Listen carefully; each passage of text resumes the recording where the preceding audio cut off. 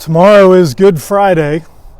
It's the day that Jesus was crucified, and sometimes people ask me, why is it called Good Friday? It was a bad Friday. Well, it depends on how you look at it, I guess.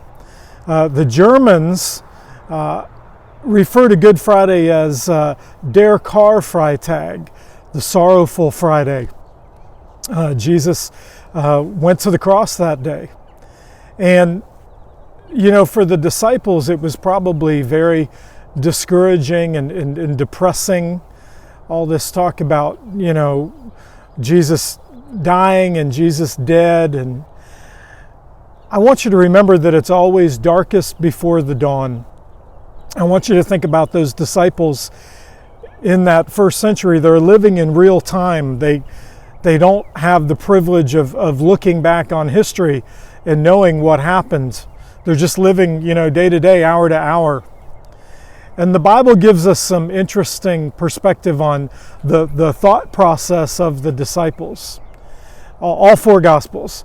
Matthew in chapter 28 says that some doubted.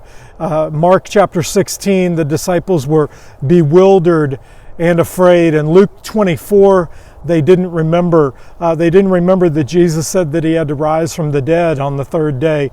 In John, there's talk about doubt. So it's always darkest before the dawn. And death and end and separation and pain and hurt was all going to be temporary for these disciples, because resurrection morning, Sunday morning, was going to be joy and victory and hope and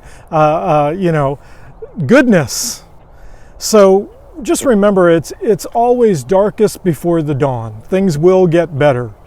Things will turn out for good. Have hope. Keep the faith. I miss everybody. Hope to see you soon. Bye-bye.